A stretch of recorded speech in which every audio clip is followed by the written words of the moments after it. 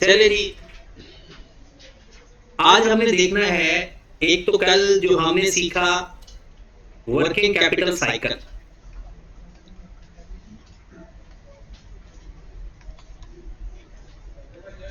Working capital cycle के अंदर हमने क्या चीज सीखी है? वर्किंग कैपिटल साइकिल के अंदर क्या चीज सीखी है? इन्वेंट्री होल्डिंग टाइम, इन्वेंट्री का होल्डिंग टाइम, डेटर्स का कलेक्शन टाइम और पेमेंट टाइम।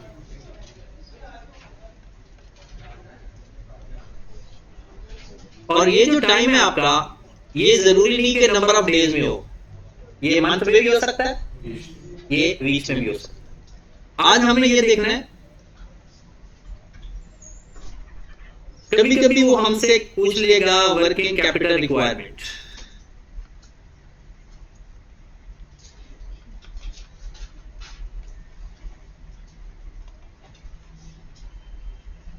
या वो हमसे पूछ लेगा how much finance is required for working capital, how much finance is required in working capital. अब एक मैं अजम्पशन लेकर सवाल करता हूं, फिर उसके बाद ऐसा ऐसा बाकी सवाल करते जाएंगे। सपोज दैट आपको इन्वेंट्री के अंदर इन्वेस्टमेंट चाहिए, इन्वेस्टमेंट इन स्टॉक आपको चाहिए 5 लाख। इसका मतलब पता है कि हमें 5 लाख चाहिए जिसे हम अपना स्टॉक खरीद के रख लें, ठीक है। और इन्वेस्टमेंट इन डेटर्स ये हमें चाहिए जनाब 8 लाख।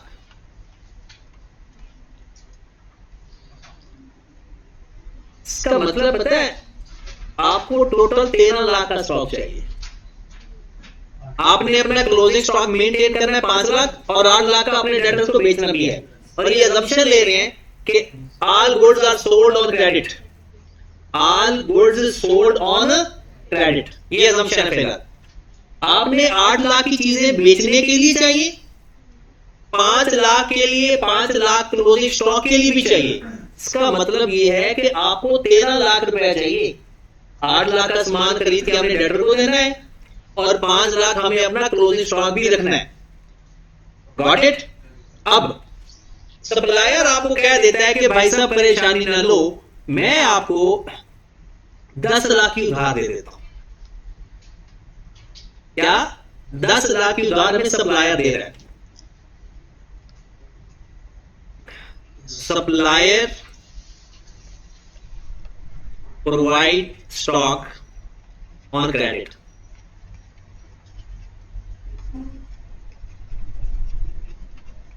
वो कहता है भाई तू बिस्मिल्लाह कर, बिजनेस शुरू कर, अपना नया प्रोजेक्ट स्टार्ट कर, मैं आपको 10 लाख तक उधार दे दूंगा। अब हमें कितना और पैसा चाहिए? 3 लाख रुपए। बिल्कुल वही चीज आ गई ना डेज वाली। पेपर में सवाल आएगा आपको वर्किंग कैपिटल के लिए कितना फाइनेंस चाहिए। हम पहले देखेंगे हमें स्टॉक के अंदर कितना पैसा चाहिए, हमें डेटर्स पर इन्वेस्टमेंट कितनी करनी है, मतलब पैसे लेकर ही चीजें बनाते हैं ना, तो फिर डेटर्स को देते हैं। और अगर सप्लायर हमें कहता है कि भाई ये तू पैसे मुझे बाद में दे देना, इस टाइम हमें जो वर्किंग कैपिटल रिक्वायरमेंट है ना, वो 3 लाख है। ये बात समझ लगी है?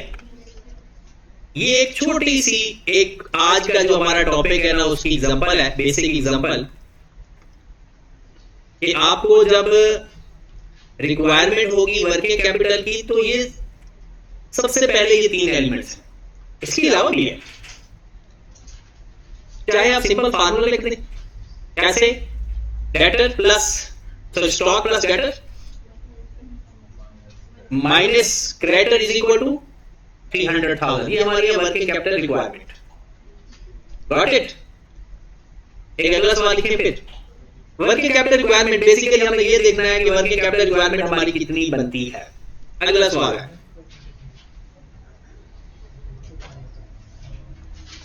अब सवाल किस किस तरह से पेपर में आते हैं। वो कहता है कि जनाब एवरेज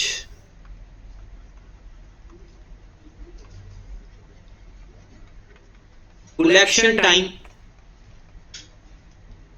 आपके पास है कितना लिखना है, 3 वीक्स लिख लेते हैं। एवरेज पेमेंट टाइम आपका है 2 weeks. Average holding time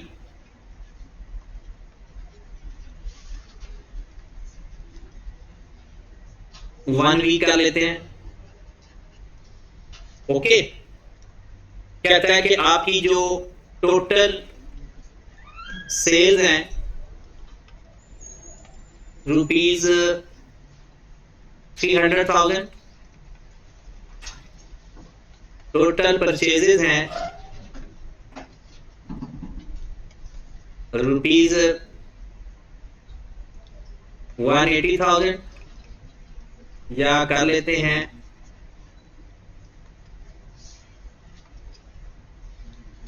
350,000।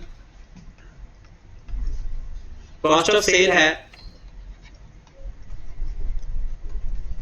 Rupees 180,000। Requirement है find funding required, fund required for working capital.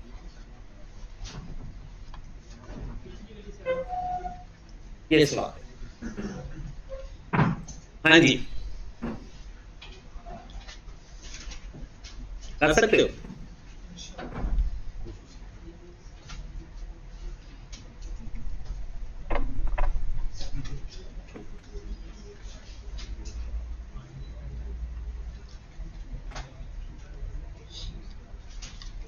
इस तरह का कॉन्सेप्ट आपको लाजमी आना चाहिए। ठीक है, टाइम ही टाइम है, आप लो टाइम करो जरा। अच्छा, जब आपने, क्योंकि पिछले लेक्चर्स कुछ आप लोगों के भी मिसिंग है और जो रेगुलरली लेक्चर्स लेते हैं उनके लिए ये जरूरी होता है कि जब ये मैं आपको सवाल देता हूं ना करने के लिए, तो जाहिर सी बात है तो वहां पर भी आपने ना वीडियो पॉज करके ना एक दफा सवाल पूरा हल करना है, फिर उसके बाद आगे चलाना, ताकि वो जो आपका वो एक थोड़ा सा ये नहीं कि आप जवाब देख लोगे तो फिर वो फायदा नहीं होगा, फिर तो टाइम वेस्ट है, टाइम आपने वेस्ट ही किया सारा लेक्चर लेने। करो जरा।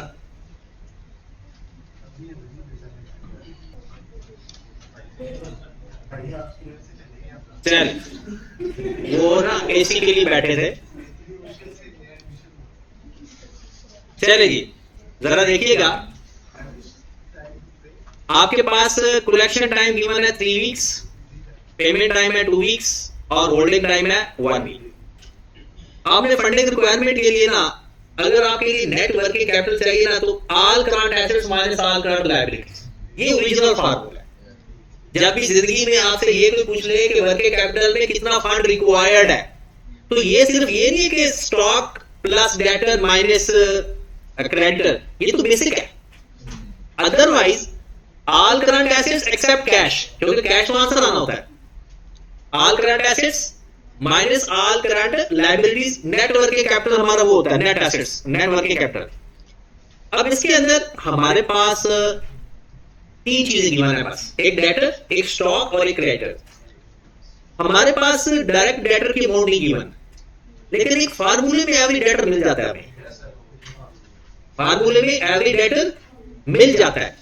पहले मैं आपको फार्मूले से एक फार्मूला लगाऊंगा बस, वो आप सीख लो तो ठीक है, वरना बाद में मैंने एक फार्मूला नहीं लगाना, डायरेक्ट करवाना, फिर वो आपको रटा लगाना पड़ेगा। अब जरा गौर फरमाइएगा, वैसे तो अगर आपने डेटर फाइंड करने हैं ना, डेटर्स हमेशा बराबर होते हैं sales multiplied by time factor. अब टाइम फैक्टर कितने वीक है? 2 वीक्स है, 3 वीक्स, तो 3/52। वीक्स है तो डिवाइडेड बाय 52, डेज है तो डिवाइडेड बाय 365, और अगर मंथ है तो डिवाइडेड बाय 12। आपके पास डेटर आ गया। इसी तरह से क्रेडिटर फाइंड करना है, purchases multiplied by time factor. फिर आपने स्टॉक फाइंड करना है, cost of sale multiplied by time factor. तो सेल्स कितनी है हमारी? 3 लाख को मल्टीप्लाई करेंगे 3/52, हमारा कितना आंसर आएगा? 17308। अगर अब मैं क्रेडिटर्स की बात करूं, आपको पता है क्रेडिटर्स की जगह या तो कॉस्ट ऑफ सेल भी इस्तेमाल हो जाती है अगर परचेज ना हो। परचेज तो है, परचेज कितनी है? 350,000 मल्टीप्लाइड बाय वी कितने हैं? 2/52। क्रेडिटर कितने आ गए? 13462। फिर आ गया स्टॉक। स्टॉक आएगा cost of sale 180,000 multiplied by 1/52, कितना आ गया? 3462 ओनली। चलें जी, अब आपके पास आ जाएगी वर्किंग कैपिटल रिक्वायरमेंट, वही एसेट्स माइनस लायबिलिटीज। तो हमारे पास अगर नेट वर्किंग कैपिटल रिक्वायरमेंट देखना चाहते हो या financing in capital, net working capital requirement, तो जनाब हमारे पास एक चीज तो आ गई, डेटर्स कितने आ गए? 17308, और स्टॉक कितना आ गया? 3462 माइनस क्रेडिटर्स कितने आ गए? 13462 माइनस करेंगे तो हमारा आंसर 1773। कितना पैसा चाहिए आपको? ले आओ कहीं से, बैंक ओवरड्राफ्ट करना है, शॉर्ट टर्म फाइनेंसिंग करनी है, कुछ भी करना है, इतना पैसा आपको इस टाइम चाहिए इस प्रोजेक्ट को पूरा करने के लिए। ठीक होगी बात? अच्छा, ये फार्मूला बना कैसे? कुछ लोगों ने तो बना लिया होगा, और जिन्होंने नहीं बनाया उनको वो सीख ले। ये फार्मूला आपने पेपर में तो जैसे मतलब डायरेक्टली इस्तेमाल करोगे, बट अगर आपके पास डायरेक्ट का कोई सोर्स नहीं है तो फार्मूला बना कैसे ये देख ले। आपके पास कलेक्शन टाइम का फार्मूला क्या है? Collection time average debtors over sales multiplied by time. Time क्या? या तो लिखोगे 365, या लिखोगे मंथ, या लिखोगे वीक। तो ये किसका सवाल है? वीक वाला। मैं एक फार्मूला यहां से बनवा देता हूं। हमारे पास एवरेज कलेक्शन टाइम गिवन था, कितने वीक? 3 वीक्स। डेटर फाइंड करने थे, सेल गिवन थी, और मल्टीप्लाइड बाय 50 हमें डेटर चाहिए। डेटर के लिए सेल उधर जाकर मल्टीप्लाई हो जाएगी और ये 52 उधर जाकर, तो हमारा फार्मूला बन जाएगा sales multiplied by 3/52 is equal to,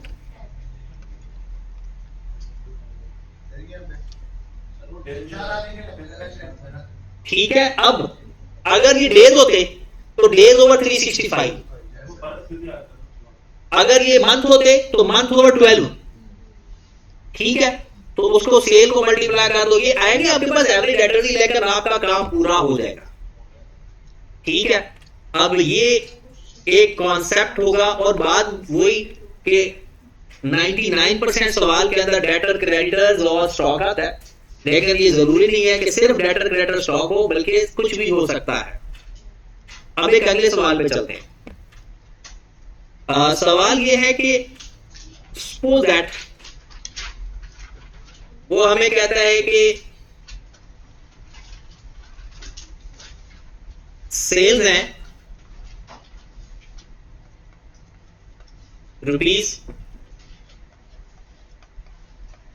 ₹400,000, 4 lakh की सेल्स है,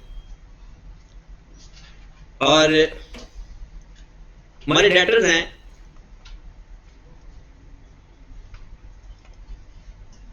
₹200,000। हमारे क्रेडिटर्स हैं ₹180,000। हमारा स्टॉक है ₹100,000। हमारा नेट प्रॉफिट है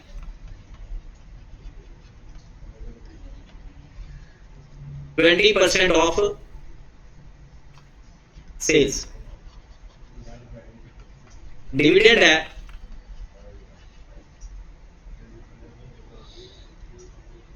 %40 ऑफ नेट प्रॉफिट।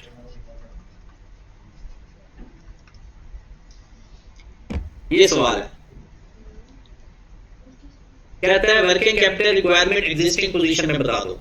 अभी एग्जिस्टिंग पोजीशन, फिर हम जाएंगे फ्यूचर में।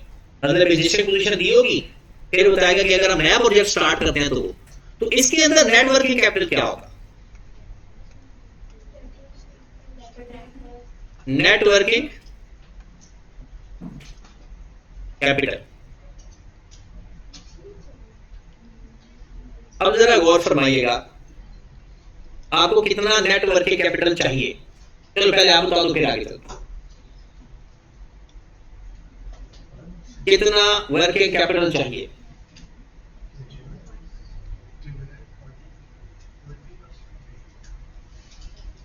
चलो एक दफा कोई टुकड़ा शुक्का बात हो। नहीं, अमाउंट बताओ। अमाउंट 120,000।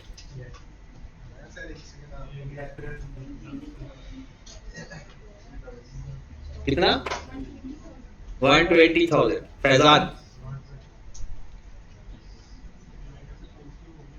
120,000। आप तो सिर्फ, मुझे लगता है बस इसको ही प्लस माइनस करके बता रहे हो। 152,000। कोई हाल नहीं तेरा? नहीं,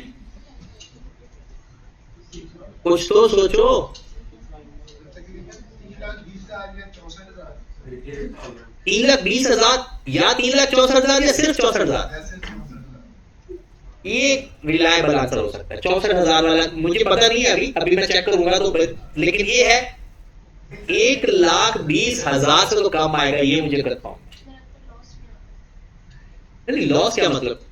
जितना पैसा हमें चाहिए वो ही हमें रिक्वायरमेंट है ना। 88,000। 80। चल अब तू कैसे लगने लगे?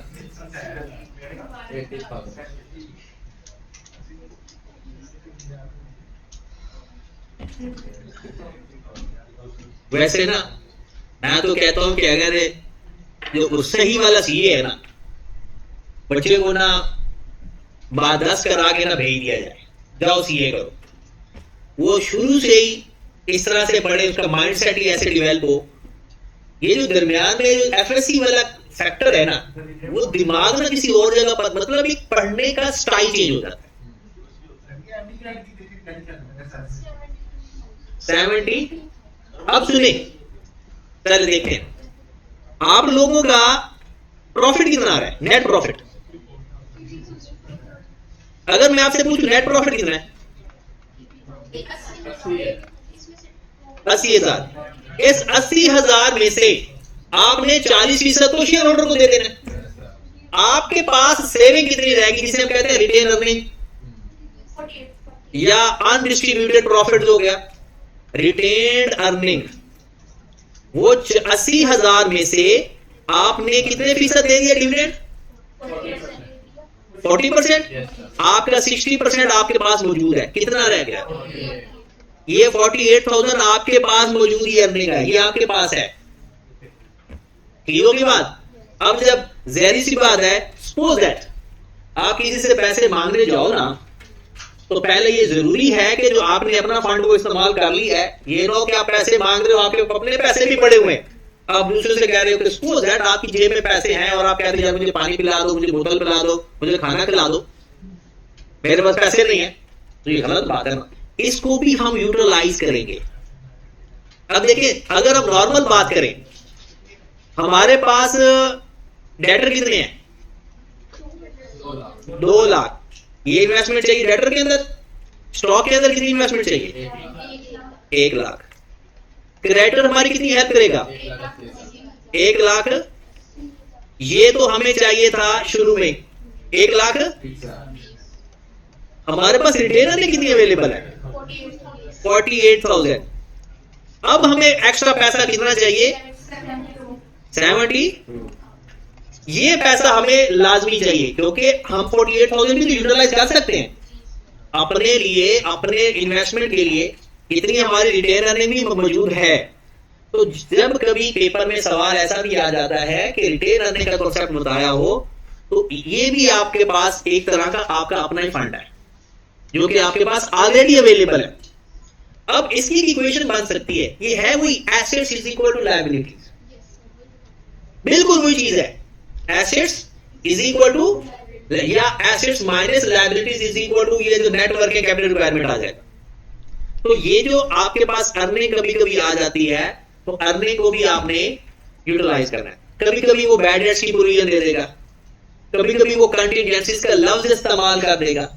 ये सारी चीजें क्या होंगी? अगर बैड डेट्स होगा, इसका मतलब क्या होगा? हमें इतना एडिशनल पैसा चाहिए कि बैड डेट्स होने के बाद भी इतना पैसा। अब एक सवाल मैं आपको दिखाता हूं। वो सवाल इंतहाई अच्छा सवाल है।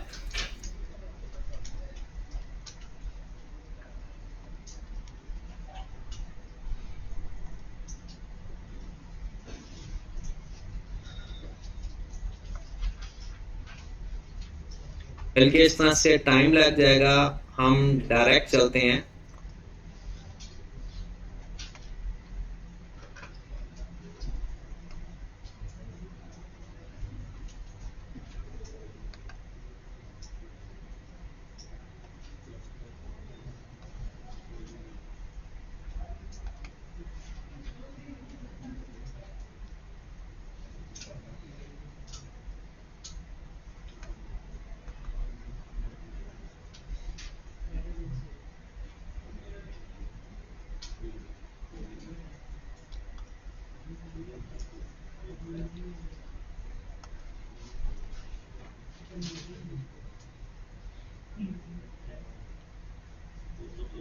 जी, इसका सवाल देखते हैं।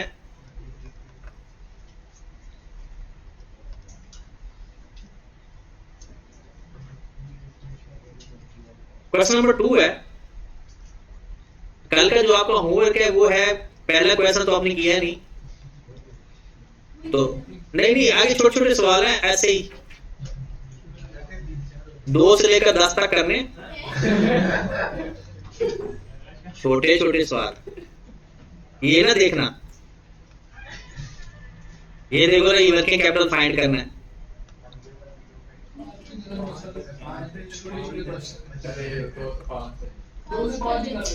हाँ चलो 2 से 5।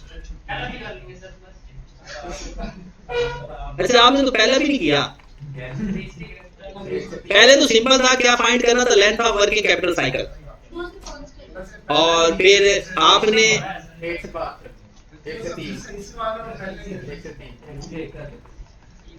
चलिए सवाल देखते हैं।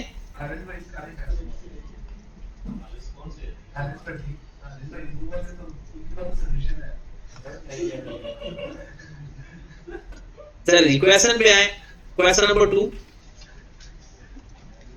Wasim limited is engaged in the manufacturing of sale and consumer product. ये सवाल आईका की किताब का है और इस तरह का सवाल पेपर में एज इट इज आया था। 15 नंबर का सवाल आया था। लिखा हुआ है its management is in the process of developing the sales plan for the next year. अब अगले साल आपने सेल करनी है तो जाहिर सी बात है आपको स्टॉक भी तो खरीदना पड़ेगा, फिर डेटर कितने बढ़ रहे हैं, हमें कितना वर्किंग कैपिटल चाहिए। कहते हैं the sales director is of the view that main hurdle in increasing the sale is the availability of finance. कहता हम वैसे सेल कर सकते हैं लेकिन पैसा नहीं है। जैसे हमारे यहाँ सबसे बड़ा प्रॉब्लम क्या होता है, जब भी कोई हम कह रहे हैं कि यार कोई काम कर लो, कहते जी पैसे नहीं। एक हर्डल है लेकिन बहुत बड़ी हर्डल नहीं है। सबसे जो हर्डल है ना वो हमारे अंदर सुस्ती है। आगे लिखा हुआ है The summarized statement of financial position as of November 30, 2016 is shown below. ये 2016 का उसने हमें डाटा दे दिया. Assets और ordinary shares, long term debt और current liabilities. Following additional information is available. ये सवाल है वैसे. क्या कहता है? It has been established from the company past record that any increase in the sale required an investment of 140% of the additional sales amount in inventory and account receivable. कहता है ये पास्ट एक्सपीरियंस हमारा है कि अगर हम 100 रुपए की सेल बढ़ाना चाहते हैं ना, तो हमें डेटर्स और इन्वेंट्री के लिए 140 रुपए की इन्वेस्टमेंट चाहिए. मतलब पता डेटर की अगर आपको सेल की अमाउंट दे दी जाए ना, तो आपके पास डेटर्स और अकाउंट रिसीवेबल की अमाउंट आ जाएगी. कैसे? उसका 140% ले लेंगे. कहता है आपने अगर अपनी सेल्स बढ़ानी है तो कितने फीसद आपको सेल्स का एडिशनल चाहिए, किसके अंदर इन्वेस्टमेंट के लिए? डेटर और इन्वेंट्री दोनों के लिए. ये बात, ये हमारे डेटर और इन्वेंट्री दोनों आ गए. आगे कहता है the further payable of the company also increase 25%. मतलब हमारे पेबल 25% बढ़ेंगे of the additional sale amount. अब मैं अगर सादा सी बात बताऊं, अगर मैंने 100 रुपए की सेल बढ़ानी है, मुझे 140 रुपए चाहिए होगा डेटर और स्टॉक के लिए, और 25 रुपए हेल्प कहां से मिल जाएगी? तो 140 माइनस 25 वर्किंग कैपिटल रिक्वायरमेंट आ जाएगी. आगे वो कहता है the current sale of the company is 1100 million. Current sale मेरी 1100 मिलियन है. The net profit after tax is 10% of the sales. कहते हैं the policy of the company distribute 20% of its profit after tax among the shareholder of the company. कहता 20% हम earning में से किसको दे देते हैं? शेयर होल्डर को. रिक्वायरमेंट देख ले. कहते हैं assuming that you are the chief financial officer of the company, advise the management on the following. How much additional finance would be required to achieve 20% increase in the sales in the next year? कहता है कितना हमें finance required होगा अगले साल में, अगर हम आज हमारी सेल्स कितनी है? 1100 मिलियन. कहता है हम करना चाहते हैं 20% बढ़ाना चाहते हैं. अगले साल जो हम काम करेंगे वो 120% पे करेंगे या सिर्फ 20% पे? 120% पे. क्योंकि अगले साल सेल हम 1100 नहीं करना चाह रहे. 1100 को 1.2 से मल्टीप्लाई कर देंगे, नई सेल्स आ जाएगी. कहता है अगर आप सेल 20% बढ़ाना चाहते हो तो बताओ आपको वर्किंग कैपिटल कितना चाहिए होगा? वही तरीका, हम पहले डेटर फाइंड करेंगे, फिर क्रेडिटर फाइंड करेंगे. सारे फाइंड करने के बाद उसको नेट करके उसमें से ये जो प्रॉफिट का इफेक्ट है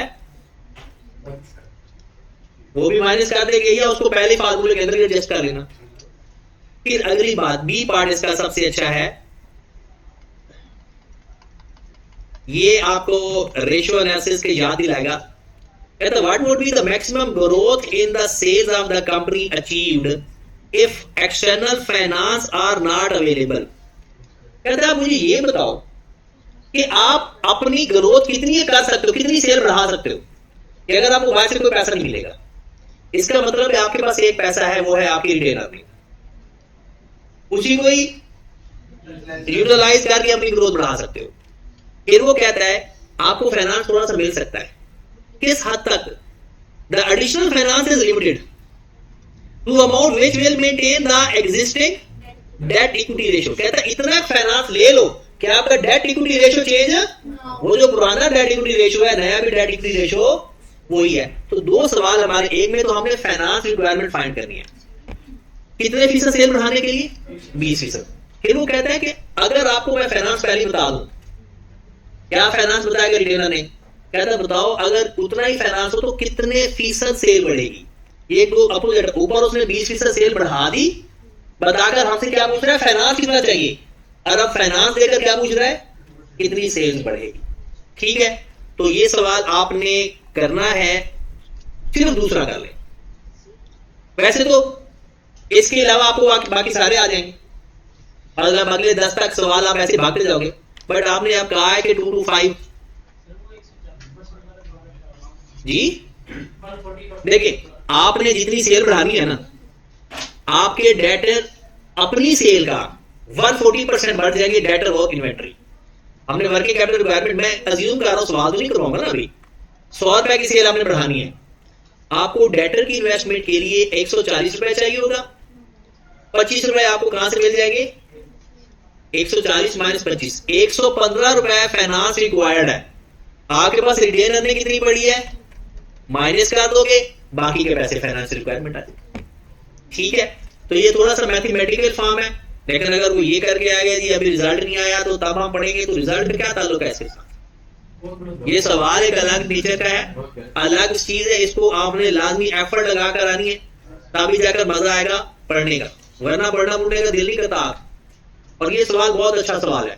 ठीक है, तो इस तरह के और भी हमने 2-4 सवाल डिस्कस करेंगे, तो इंशाल्लाह ये टॉपिक हमारा कंप्लीट हो गया। वैसे तो करंट रेशियो और क्विक रेशियो का फार्मूला आपको आता ही है, करंट रेशियो बराबर होता है करंट एसेट्स ओवर, और क्विक रेशियो का formula current assets minus stock over current, इसका थोड़ा सा कॉन्सेप्ट है। तो ये चैप्टर आपने आपका क्लोज हो गया, बट इसके जो सवाल है ना चैप्टर नंबर क्वेश्चन नंबर 2 जैसे, ये हमने अभी डिस्कस करते हैं। ठीक है, ओके।